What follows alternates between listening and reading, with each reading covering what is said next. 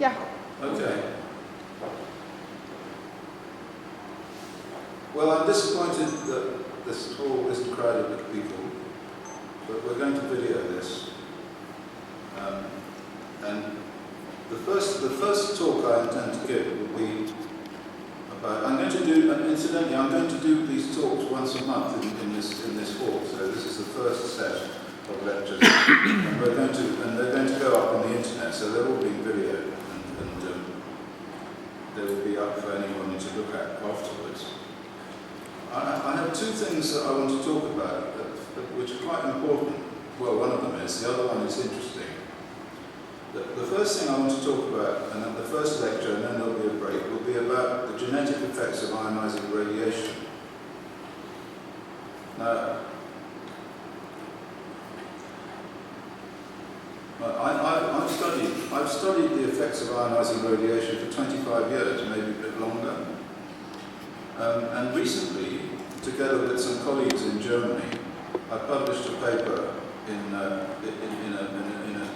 major scientific journal, which suggests that the genetic effects of radiation, particularly internal radiation, are serious, much more serious than is currently understood by the radiation risk models which exist and which are enshrined in law. So in other words, you have legal systems which say that you can't have more than a certain amount of radiation, and this level is set by reference to the International Commission on Radiological Protection, which is an organisation which began in 1952. Now the problem is that the basis for the radiation limits, the laws that regulate the amount of radioactivity that you can be exposed to, these regulations turn out to be quite wrong. And how do we know this? Well, we know this from the effects of Chernobyl.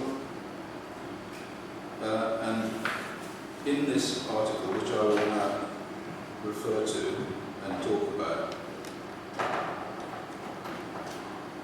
I will explain what's happened. Now, most people know that life has evolved with radioactivity. In fact, everyone learns in school that life has evolved on a radioactive planet. We are exposed to cosmic rays and gamma radiation from minerals containing uranium, thorium, and various other radioactive materials, potassium, for example. Now, ionizing radiation harms all living systems by causing mutations. We say that it's genotoxic. In other words, it affects the gene, it affects the DNA.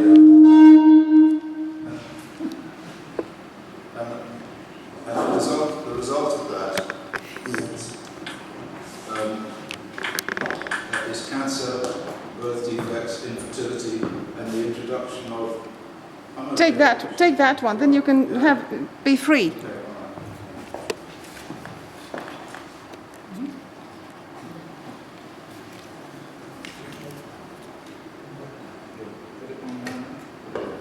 Okay, all right. Okay, oops, yeah. Box, kan je dat Nee? Right, the genetic damage, the mutations to the DNA, these effects result in cancer, they result in congenital malformations if it's germ cell DNA, and of course a whole range of birth defects, and of course infertility too. Now, since the development of nuclear weapons after the Second World War, after 1945, what we saw was an enormous increase in radioactivity released to the environment from all the weapons, from the nuclear weapon testing in the atmosphere. So since then, the world has become contaminated by a whole spectrum of radioactive elements like strontium-90 and cesium-137, and of course uranium. Because uranium is normally, throughout history, throughout evolution, it was locked in the soil, in minerals. But since about 1910, it's been dug out and it's been refined, and when it fissions, it turns into all of these radioactive substances, many of which are rather like the same substances which living systems incorporate into their bodies. For instance, carbon-14 and tritium, which is a radioactive form of hydrogen. And some of them bind to DNA. So uranium, for example, binds to DNA, and so does strontium-90 and barium-140 and all of these chemical elements which are in group 2. Now, the result of this contamination of human beings and living systems is that introduced into the genome, introduced into the genetic structure of all living systems, which have developed over evolutionary timescales, has introduced mutations, a higher level of mutations. And the results of this can be seen in higher levels of cancer, higher levels of genetic damage, as shown by stillbirths and infertility and so forth. And all of the research that's been done on these congenital effects of radiation were reviewed by us and published last month in a journal. Published last month in a journal called Environmental Health and Toxicology. And this is the journal, if you're interested. These are the people, myself, Inga Schmitz-Feuer, professor of physics at the University of Bremen, and Sebastian Flugbar, who is the president of the German Society for Radiological Protection. And here are the details. If this is on YouTube, you can see, you can download this and see what it is we found.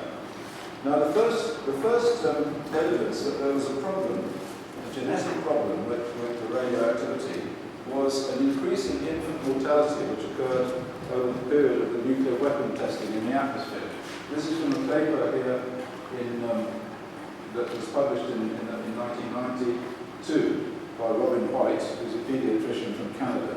And you can see that the fall in infant mortality and the fall in neonatal mortality and stillbirth in the United States.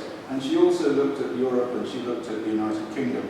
And you can see this effect, where there's an increase in infant mortality that's associated with exposure to the internal strontium-90 and the other radionuclides that were produced by these weapons testing, which went up into the atmosphere and then came down with the rain. So in high rainfall areas where there's a lot of rain, you get higher effects. Now this is work that I did in the 1990s. It shows that the heavy black line shows infant mortality from congenital heart defects. So if you're something wrong with your heart, you get various heart defects in developmental stages of the embryo. And you can see that it correlates quite well with the dotted lines, which are strontium-90 precipitation in the United Kingdom. So this is all United Kingdom data, but it's official data, and you can see the peaks associated with the strontium-90 in the milk, the strontium-90 in the bones of the children. It was measured in the bones of the children, and so it's killing these children by causing heart defects. Now, the risk model that says that this is impossible is the risk model of the International Commission on Radiological Protection, which used to be in Sweden, but it now is moved to Canada. And from 1952 onwards, it stated that there was no evidence at all that radiation caused any sort of genetic damage effects in human beings. And so what the ICRP have done in order to regulate the levels of radiation as far as heritable defects and genetic damage is concerned is they have taken their data from experiments on mice. So the ICRP say there is no effect on human beings, and they still say that, and that their risk model says that you have to have 1,000 millisieverts to get a doubling of risk of congenital malformation.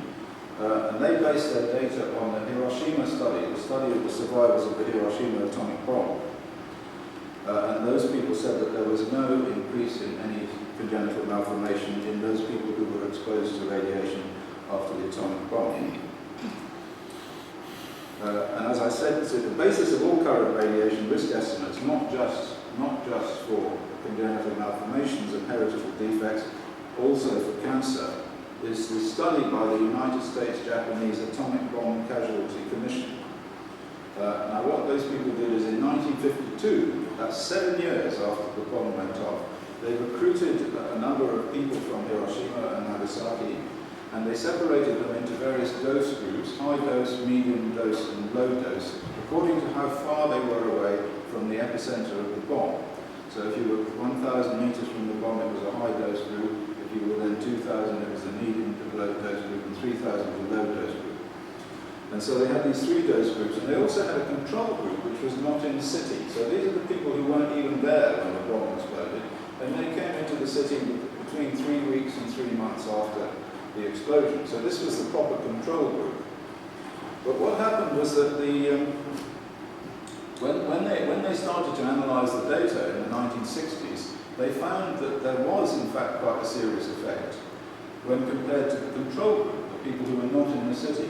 So what they decided then was that the control group was an especially healthy group, and they abandoned it. They threw it out. They said, we're not going to do anything about the control group, we're going to put it to one side, and we're going to just compare the high dose, the medium dose, and the low dose groups. And of course, this is not very good epidemiology.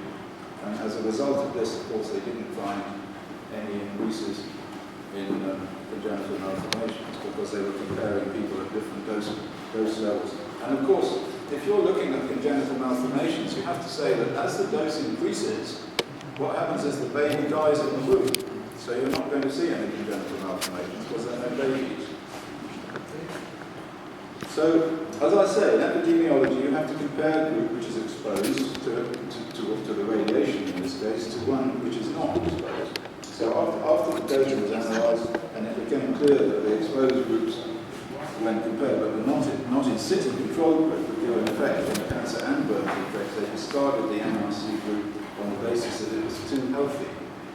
Now, this was an astonishingly bad piece of epidemiology, and you have to say that it might border on criminal behaviour, really, because as a result of this, we have had 70 years of exposure of the human race to substances which actually have been killing them and causing high levels of cancer, and are probably the cause, almost certainly the cause of the current cancer epidemic. There were effects also found to be on sex ratio. So if you have genetic damage, then the number of boys to the number of girls alters. And a lot of work has been done on this, and work was done on Hiroshima survivors also, that there was a perturbation in the sex ratio, so there was a change in the number of boys born to the number of girls. But they discarded that also, because it wasn't in the direction they expected. And the man who discarded it, who was the director of genetic research for this AB's Atomic Bomb Casualty Committee, was a man called James Neal. And Neal was later accused of doing genetic experiments on South American Indians, which resulted in the death of a whole tribe of South American Indians that he injected with smallpox virus, on the basis that he wanted to see whether or not the stronger people in the tribe would survive, because he had this idea that strong people, by which he meant men, I guess, with big muscles, the chiefs and the people who were more or less in charge of the tribe. He thought that those would survive, and the people who weren't strong would die. But of course, it was just random. So in 1959, the evidence started to become clear that there were genetic effects and that there were increases in leukemia in particular. So at that point, the authorities, the United Nations, took the research from the World Health Organization. The research into radiation was taken from the World Health Organization, and it was handed over to the atomic scientists at the International Atomic Energy Agency. Now, the remit of the IAEA is the development of nuclear power. And so obviously putting into the hands of these people the research on the health effects of radiation was really quite wrong, really quite biased. And as a result of the IAEA now being in charge of the health effects of radiation, what we have found is that they have been covering up the effects of Chernobyl and covering up the effects of Fukushima. In fact, an organization called the Independent WHO set themselves up in Geneva. And what they do is they stand outside the WHO every single day, from 8 o'clock in the morning to 6 o'clock at night. There's somebody having a constant vigil every single day since 2009. They've been standing outside the WHO with a board saying that the WHO are crooks and the WHO should all be sent to jail. But they have also the best conferences. Yes, we've done some conferences with them. Okay. Not only activists. No, I'm going to. For those of you scientists who are here, the physicists, if you want to see what it is that we have discussed, in order to work out the genetic effects, the risk factor for the genetic effects of radiation, you must look at the paper, and I'll just briefly go through some of the things that we have looked at. Most of what the paper is reviewing is research into the health effects of the Chernobyl accident in different countries in Europe. And it is quite astonishing that the ICRP and the IAEA have completely and utterly ignored all of the evidence that is published in the peer-reviewed literature and also in the Russian language peer-reviewed literature, showing that the health effects of really small amounts of radioactivity from the Chernobyl accident have caused big increases in congenital malformations at very, very low doses. For example, Hoffman in 2001 reviewed congenital birth defects from Turkey, Bulgaria, Croatia, Germany, Belarus, Finland, Norway, all at doses less than 0.5 millisieverts. Now you might wonder how this could possibly happen at 0.5 millisieverts, because of course the natural background radiation levels in most countries are about 2 millisieverts, so 0.5 millisievert is about 1/4 of the background radiation. So you could argue, and they do argue, that it's impossible for these effects to occur at such small radiation levels. But the problem is dose. The problem is the concept of dose. Because if you have a radionuclide like strontium-90 or uranium, which exists in the body as a uranyl ion, these substances bind to DNA. They have strong chemical affinity for DNA. So it's not possible to employ the concept of dose to discuss the effects of substances which bind to DNA, since DNA is the target for these effects. And we know this is true from all sorts of experiments that have been done in cell cultures, and also experiments that are done with animals. So let's go on.